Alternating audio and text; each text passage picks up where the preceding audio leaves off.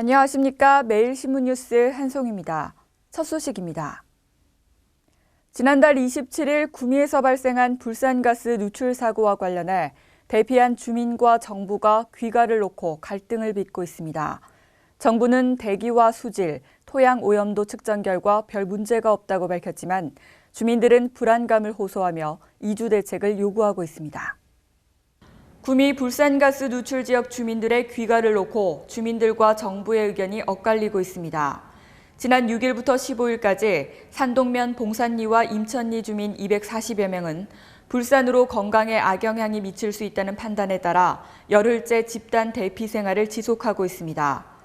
정부와 구미시는 피해 지역의 불소 화합물 시료를 채취해 분석하고 있으며 실내 공기질도 측정해 문제가 없다면 주민이 복귀하도록 유도한다는 방침입니다.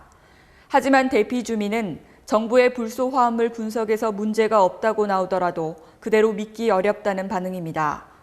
불산 피해주민대책위원회는 15일 구미코에서 기자회견을 열고 주민 생존권 차원에서 불산 오염지역을 벗어나 새 출발할 수 있도록 조속한 이주 대책을 마련해달라고 요구했습니다.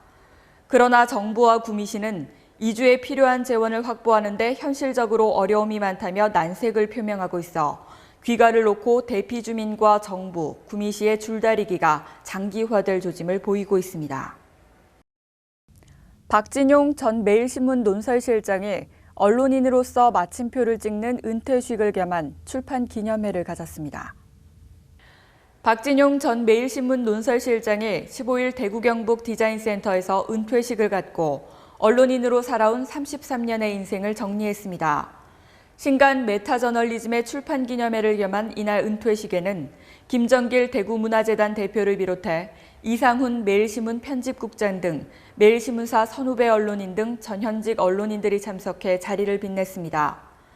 박 전 실장은 이 자리에서 이 자퇴식은 제 인생의 새로운 출발이자 다짐이라고 소회를 밝혔습니다. 이날 사회는 전계환 매일 P&I 대표가 맡았으며 참석자들은 출판 기념회 공식 행사를 마친 뒤 오랜만에 회포를 푸는 만남의 시간을 가졌습니다. 언론인들이 기본적으로 알고 있어야 될 큰 저널리즘의 그림을 그리려고 생각을 했고, 2부에서는 지금 저널리즘이 굉장히 다양하게 발전이 되고 있지 않습니까? 그러니까 신문 저널리즘, 방송 저널리즘, 온라인 저널리즘, 소셜미디어 저널리즘 이런 식으로 다양화되고 있는데 실제 교재들은 그걸 통합적으로 보여주는 책이 없습니다. 그래서 2부에서 그 4가지 저널리즘을 한꺼번에 묶어가지고 사람들이 일반적인 좀 이해를 할 수 있도록 그렇게 책을 구성을 했죠. 박 전 실장이 출간한 언론 전문 서적 시리즈 4번째 작품 메타저널리즘은 언론계를 알고 싶어하고 언론인을 지향하는 젊은이들이 만나야 할 언론 종합입문서로 언론 분야의 대학 교재 가운데 신문, 방송, 온라인, 소셜미디어 등 4가지의 범주를 한꺼번에 묶어놓은 첫 작품이라는 점과 이런 내용을 담은 책이 지방에서 나왔다는 점에서 주목받고 있습니다. 안동시의 한 신규 공무원이 신부전증을 앓고 있는 아버지에게 자신의 신장을 기증하기 위해 임용을 미룬 사연이 알려져 잔잔한 감동을 주고 있습니다. 신부전증을 앓고 있는 아버지에게 자신의 신장을 기증하기 위해 임용을 미룬 신규 임용 공무원이 공직사회에 감동을 주고 있습니다. 안동시청 체육관광과에 신규 임용 예정된 23살 김대호 씨는 지난달 14일 대구 동산병원에서 아버지에게 자신의 신장을 기증했습니다.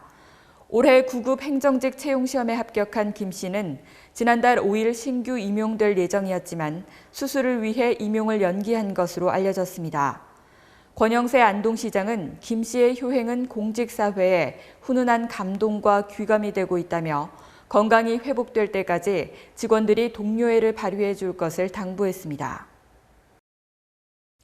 천연염색과 색소산업의 메카로 자리 잡을 경북 천연염색산업연구원이 영천에 새 둥지를 마련하고 관련 산업 연구 개발에 본격 착수했습니다.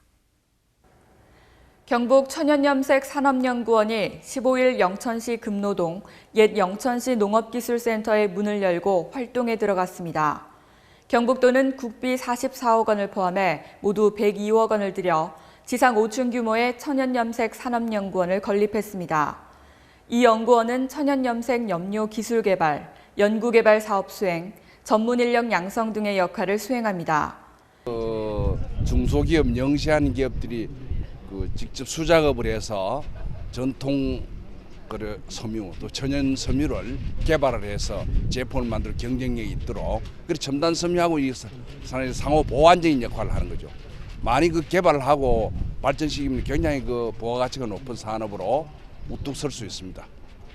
연구원은 앞으로 100여 종의 관련 장비를 구입해 천연염색과 천연염료 분야의 규격화와 산업화를 꾀할 방침입니다. 천연염색 산업연구원은 도내 영세한 천연염색 업체의 구심점 역할을 수행하고 천연염색 산업 발전에 새로운 전기를 마련할 것으로 기대되고 있습니다. 어린이들의 놀이와 체험 전용 공간인 어린이타운이 포항에 문을 열었습니다. 어린이 체험 놀이시설인 어린이타운이 포항시 남구 뱃머리길 인근에 들어섰습니다. 90억 원을 들여 건립한 어린이타운은 체험 놀이시설인 아이조아 플라자, 안전교육 체험시설 교통랜드, 외국어 어린이집인 땡큐 어린이집 등을 갖추고 있습니다.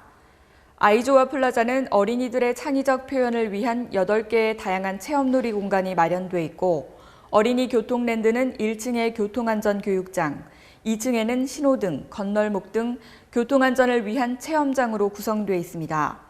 어린이타운은 화요일에서 일요일까지 개방하고 오전 10시부터 오후 6시까지 운영합니다. 포항시는 앞으로 지역 아동들의 복지 서비스를 확충하기 위해 노력해 나갈 계획이라고 밝혔습니다.